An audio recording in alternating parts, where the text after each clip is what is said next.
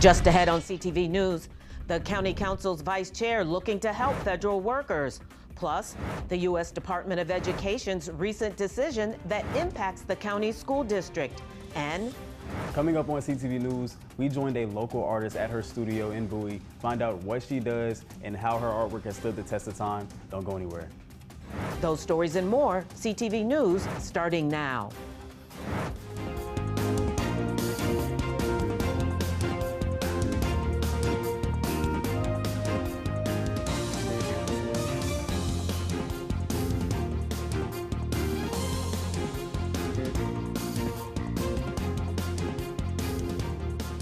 Good evening. This is CTV News for March 31st. I'm Mariah Jalad. Thanks for joining us.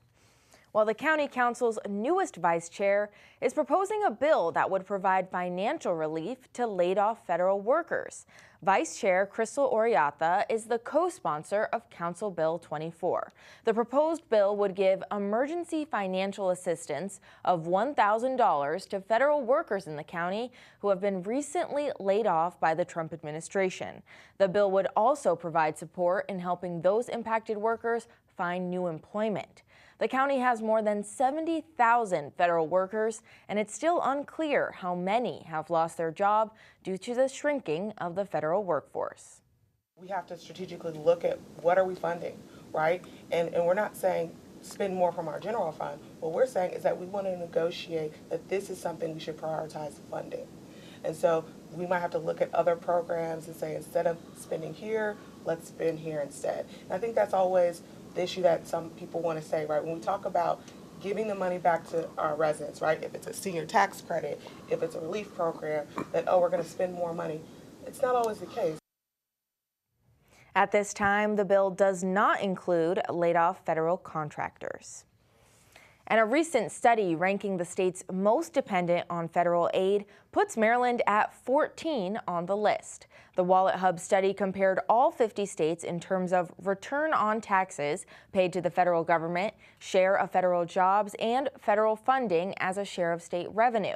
Maryland came in at number 10 for residents' dependency and number 29 for state government dependency. The top 5 states included Alaska, Kentucky, West Virginia, Mississippi, and South Carolina. And state education leaders are calling a recent decision by the U.S. Department of Education catastrophic to Maryland and its 24 school districts. On Friday, the U.S. Department of Education said it would be rescinding reimbursement for approved pandemic recovery federal funds. Maryland education leaders say more than $300 million of the funds has already been spent. And officials say more than $400 million that was promised to the department and its schools is now in jeopardy. The school districts that would be hit the hardest: Prince George's, Montgomery, and Baltimore counties, as well as Baltimore City. You've got districts that have really put out a lot of money for either school issues and contract issues or instructional materials that are meant for teachers to use with children. So it's a broad range of areas. And what we're trying to do now is to look back over, to be honest with you, line by line, and to see what those we've given you the larger buckets, but we're trying to get down to the district level to determine what those impacts are actually going to mean. And it's important to note that under the Biden administration, the U.S. Department of Education gave states, including Maryland, an extension to spend the pandemic-related money. State education officials say they're exploring all legal options. And Maryland's balance sheet is in, and the state is in the black. The Comptroller's Office today released the official financial report for fiscal year 2024, showing $62.8 billion in revenue and $60 billion in spending. The surplus comes as the state faces a $3.6 billion tax gap. That's the difference between taxes owed and collected. Comptroller Brooke Learman says the report is a critical tool for transparency and strategic planning. Maryland has earned national recognition for its financial reporting for 43 straight years. And Marylanders that have been hit by high utility bills may be seeing some relief thanks to some amendments on an energy bill in the state Senate. The Next Generation Energy Act would pay rebates for customers based on usage during the hottest and coldest months. Average payments are expected to be around $40 and would be applied directly to energy bills. But some lawmakers complain that the payment should be based on income, not usage. My concern is that someone in a mega mansion is going to get a whole lot of money, and someone who's trying to pinch their pennies will get a paltry amount, but have a greater need. That bill is part of a broad energy package that's debated on the Senate floor today. And a heavily amended version of a housing bill proposed by the governor is getting pushed through by Annapolis lawmakers. The original bill raised alarms for the Association of Counties, as it would have forced local governments to approve housing developments in some cases. The goal of the original bill was to alleviate the housing shortage by expediting development when the state determines an imbalance in a county. The amended bill instead creates a housing commission to study the housing issue and make recommendations. And as time ticks down on the Assembly session clock, Republicans say they've been shut out of meaningful conversations when it comes to the state budget. Democratic leadership is moving forward with a budget proposal that includes some new and increased taxes. But Republicans say those taxes aren't necessary or fair, even going so far to tell businesses not to come to Maryland. A Republican budget amendment increased budget cuts by calling for a complete freeze on the Blueprint education program and cutting hundreds of millions from Medicaid. The House has already passed the Democrats' version of the budget, and Senate is likely to follow suit later this week. And President Donald Trump is floating the idea of serving a third term as commander-in-chief, and if he's serious, it would be an unprecedented action.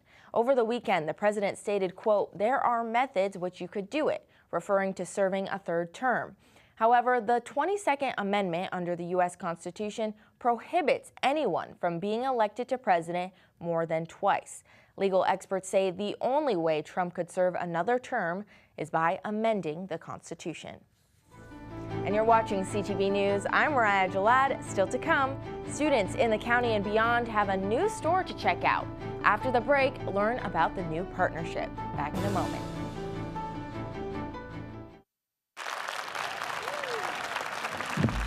So, first day of school, last day of your lives. Some shit's gonna go down, and I don't think you're gonna like it.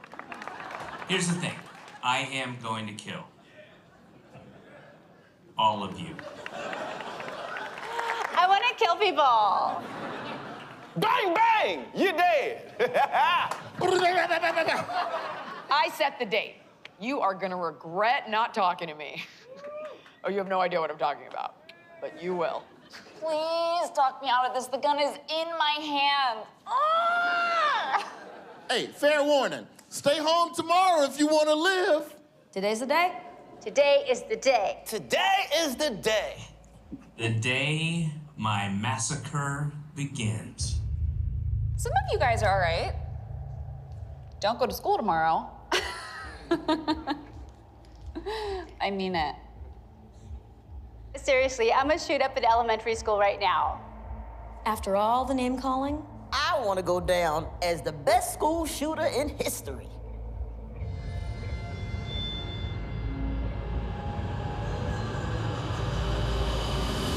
I'm going to shoot up an elementary school right now. I want to kill people.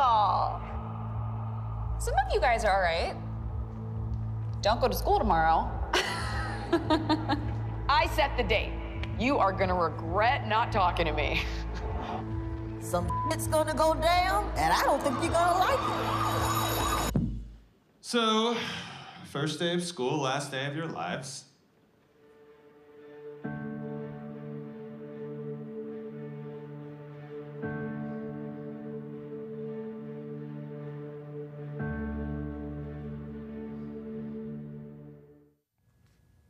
A Bowie house was up in flames early this morning. Prince George's Fire and EMS arrived at the house at 5 a.m., located at the 100 block of Stan Fay Drive.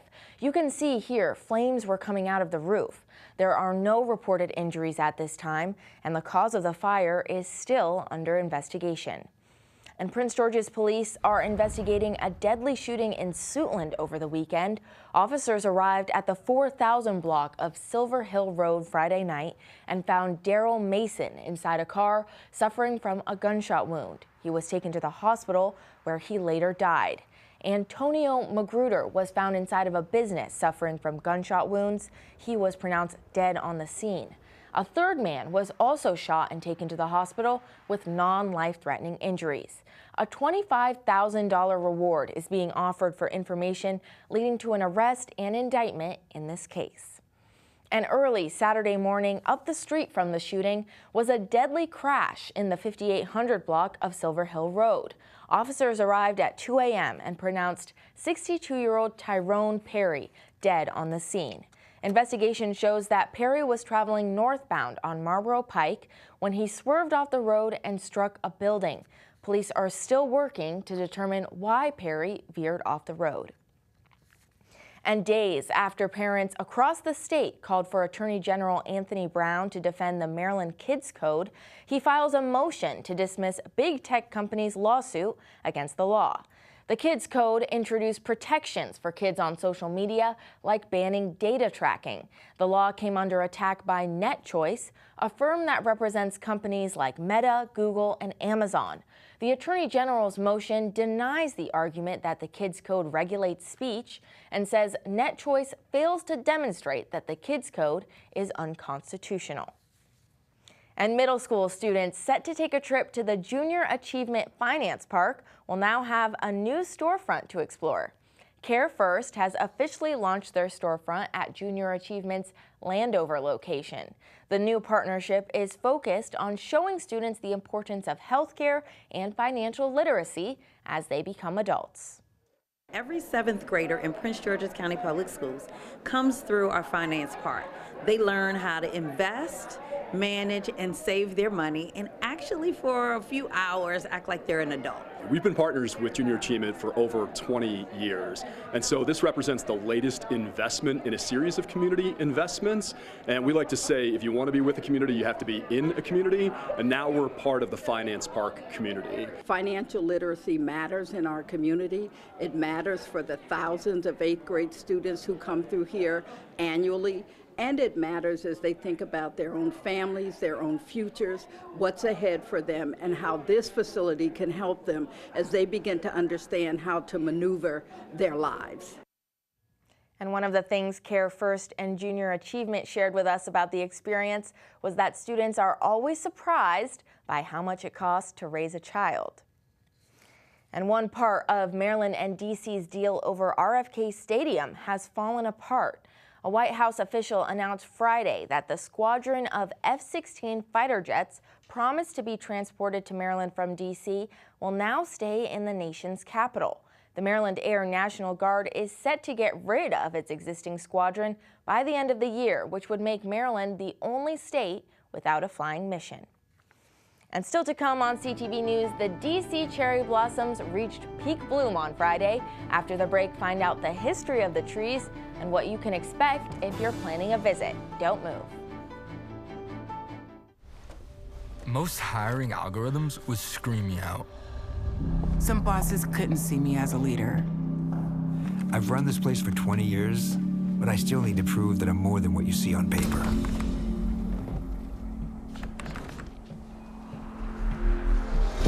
I've been running code as long as I've been able to reach a keyboard.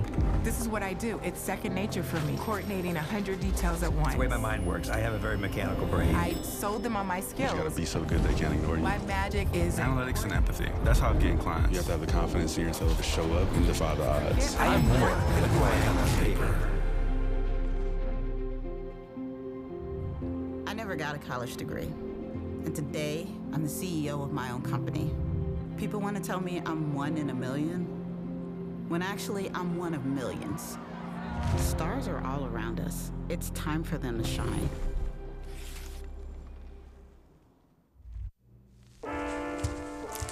lot of temptations facing young people today, like electronic cigarettes and skateboarding. Each vape pod can contain the same amount of nicotine as a pack of cigarettes. This can lead today's youth to a lifelong addiction and severe lung damage. Recall and consider the facts before making a poor decision. The health class film guy isn't the best person to talk to your kid about vaping. Got a few minutes? You are. Start the conversation with your child about vaping today. Part-time job, full-time hustle, all-time Shiro to all of us. You nurture, we listen. You teach, we thrive. You lift our spirits, but we've got to lay down the truth. It's time for you, our Shiro, to stretch for the stars. A free online chat can give you the personalized tips you need to start boosting your retirement savings today. Start saving more for retirement so you can feel prepared and live your life to the fullest. Visit aceyourretirement.org. Well, Washington, D.C.'s famous Yoshino cherry blossoms reached peak bloom on Friday. According to the National Park Service, peak bloom is when 70% of the cherry blossoms are open. The annual bloom coincides with the National Cherry Blossom Festival, which runs through April 13th. D.C. was gifted 3,000 cherry blossom trees back in 1912 from the mayor of Tokyo. And because of that gift, this weekend, massive crowds flocked to the tidal basin to see the blossoms during their peak. WMATA reported over 700,000 rail trips on Saturday, making it the busiest day since 2019 and its second busiest Saturday ever. Last year, the Cherry Blossom Festival drew a record 1.6 million visitors and generated more than $200 million in visitor spending. While the city turns pink for the next few weeks, WMATA reminds tourists to take advantage of the metro and check out museums, monuments, or even catch a game. And the price of eggs has been a topic of discussion nationwide and here in Maryland. And while wholesale prices have gone down, retail prices are still up. According to the Department of Agriculture, wholesale egg prices have dropped, but retailers have not lowered the prices customers pay to the same degree. Although farmers have been able to contain the bird flu and stabilize supply by importing eggs, inflated prices have made some consumers pursue less expensive proteins. And art is all around us, and there's a local artist who uses her art to bring out the finer details even in negative space. CTV's Bryce Parker is in Bowie with more. I come from a family of creative people. My mom's a designer, brother was an artist, sister's a dancer, another one's a poet. So creativity has always run through our house. From childhood inspirations to a now 4-decade-long career, Karen Y. Buster has used canvas, copper, and steel to showcase the world through her lens, and she's done it by using this one tool. I work with an X-Acto knife, and I cut negatives or stencils by hand. So if each of the pieces you see, they have been cut into a piece of ruby lift film first, and that's why everything is so edgy and so sharp, because I am actually drawing with the knife. And with that X-Acto knife, she can bring her unique style to any piece of art. So it's my way of taking the pattern off of flat canvas to being able to put it in a copper so you can actually feel it, and it'll take it to another level. Buster's signature style has given her the opportunity to showcase her work worldwide, from art galleries to movie sets. And through her book Juxtaposition, it tells the story of not only her life's work, but an ode to her life's journey and the influences that brought her here. Juxtaposition became a journey. It became a legacy piece. You know, a lot of people have my work. A lot of people own it, but they don't really know my story, the story behind the work. This was a dedication and has been a dedication to my brother. I lost my brother 6 years ago. He too was an artist and one of my biggest supporters. And it really made me understand the importance of leaving a legacy. Reporting from Bowie, I'm Bryce Parker, CTV News. And you can see all of Karen Y. Buster's work at KarenYBuster.com. And don't go away, Simon Buggs is here with our Monday Sports Page. What's going on, everybody? I'm here at Camden Yards, home of the Baltimore Orioles, where I got the chance to speak to some fans about the home opener against the Boston Red Sox. Stay right there, you'll want to see this. Innovation transforms the world, moving us forward not just in steps, but in leaps and bounds. Innovation created a healthcare system so extraordinary, it not only improves the lives of veterans, it transforms the lives of healthcare professionals, collaborating through integrated care teams, accessing the latest technology, working with the most advanced medical science, and even creating it. Like discovering new ways to integrate technology with the human body. It's a unique culture of transformation that leads to solutions that best serve our veterans. The Department of Veterans Affairs, where innovation ensures those who served our nation are served by the very best. See how a career at VA can transform your future. This is where Leah learned to dribble, where James first picked up a brush, where Bella made meal kits for neighbors in need. This school year, many YMCAs are transforming some of their spaces for virtual learning, dedicating staff and even providing meals. So now, this is also where they will master long division, study photosynthesis, and learn when they need support, the Y is there for them. The Y, forever learning for a better us. A lot of my best memories of the holidays are centered around my grandmother. My grandmother's sweet potato pie, it just felt like a hug. I remember every time we'd come to her house, once you open that door, like it just hits you. And you're like, okay, the pies are ready, it's time. Food is a source of comfort. Food really helps bring people together.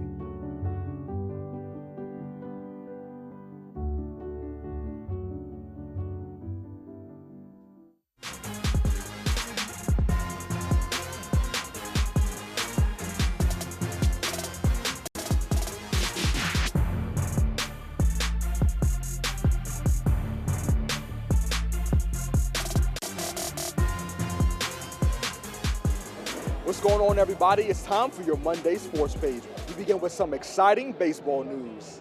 The day is finally here, guys. The Orioles' first home game of the season. Fans from all over the area came to Camden Yards to watch the Birds try and grab a win against the Boston Red Sox. I talked to some Orioles fans today, and they were absolutely pumped up about this exciting day.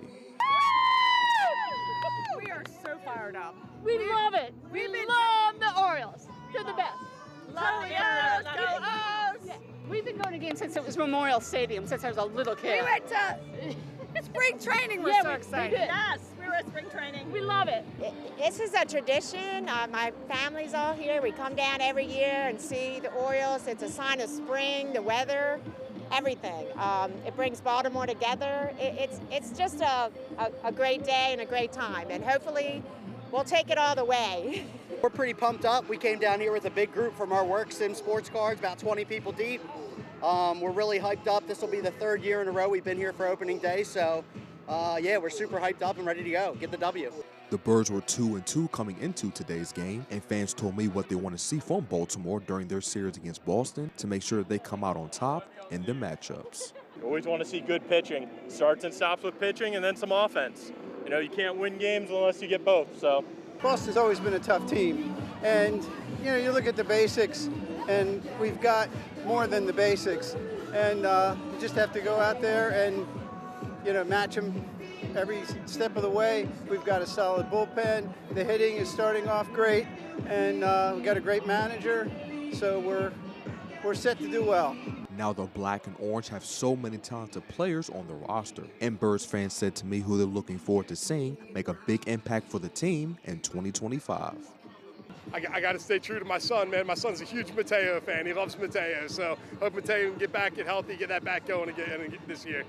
Well, you know, I'm still a Gunnar Henderson fan, so he's young, but he has a long way to go, and I think he'll just help lead us there. The game began at 2:35. Moving on to college hoops news, Terps head men's basketball coach Kevin Willard is on the move as the 49-year-old has accepted the offer to become Villanova's next head men's basketball coach. This comes just a couple of days after Maryland's season ended with a 87-71 loss to Florida in the Sweet 16 round of the March Madness tournament. Willard returns to the Big East after having coached Seton Hall from 2010 to 2022 and compiled a 333 and 248 record. In his 3 seasons in College Park, Willard finished with a 65 5-39 record and made it to 2 straight NCAA championships. And that wraps up your Monday sports page. From Camden Yards, Simon Bucks, CTV Sports. All right, Simon, thank you. Looks like a fun game. Now let's get a look at our 3-day weather forecast. Tonight we'll see some showers and thunderstorms, so be careful on the roads, especially if you're coming back from that game. Tomorrow it's going to be sunny and 59 degrees. Wednesday will be partly sunny with a high of 60 and low of 53. Thursday, it's going to be cloudy with a high of 80, but showers are expected around 8 o'clock. And for our community calendar, this Wednesday, the Bowie Senior Center will be hosting a magic show.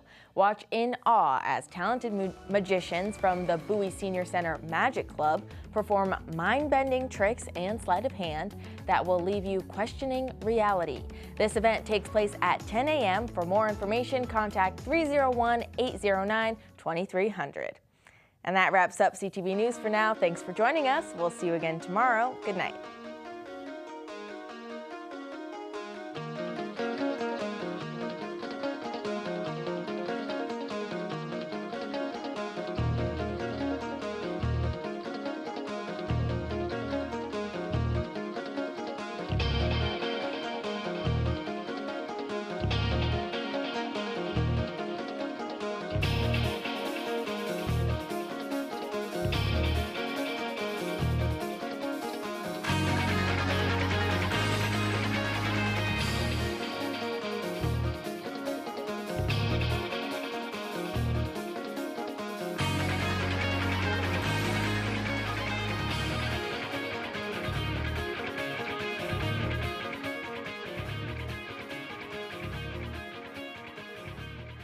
Hello, I'm Sandra F. Peaches, Executive Director of Prince George's Community Television. I'm reaching out today with an urgent message. CTV needs your help. The county's current proposed budget is about to silence your voice. The proposed budget presented to the County Council calls for the closing of PGCTV in the upcoming fiscal year. For more than 40 years, Prince George's Community Television has been your independent voice in the community, providing essential news related to county events, the people, and services. Most importantly, our volunteer public access producers create hundreds of hours of programming each year. The programming that tells the stories of people in Prince George's County. We connect residents to critical information, provide a voice for underrepresented communities, and help to foster a deeper sense of connection within the diverse communities residing in our county and state. We're known as a hub for career development, having provided invaluable internships and volunteer opportunities for hundreds of young people, helping them build futures in broadcasting and film. Our success stories are both in front of and behind the lens at every local network in the DMV and countless others throughout the United States. If we lose Prince George's Community Television, we not only lose a place for hands-on learning, but also the voice and connection that helps our community be informed and united. This is your station. Do not let your voice be silenced. Please contact the Prince George's County Council. Ask that PGCTV, the voice of the county, be saved and fully funded. Together, we can make a difference.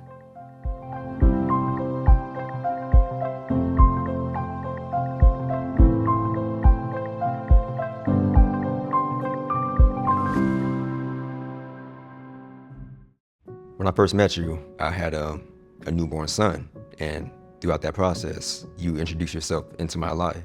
The tremors, the body shakes, those things I'll never forget. You're in my brain, you're in my spine, and because you're in those places, you're in every part of me. When I got the MRI, I was like, that's a shocking turn. I'm not supposed to live with the mess. So these tears is actually joy because of all the things I can do. I became stronger the moment you told me that I'd never be strong again. If I can face MS, I can face anything. A cure for me would be to go back to where I was. A cure would stop you dead in your tracks. And when we get you, it's going to be a great day. We gotta end this cycle. It ends here. MS ends with us.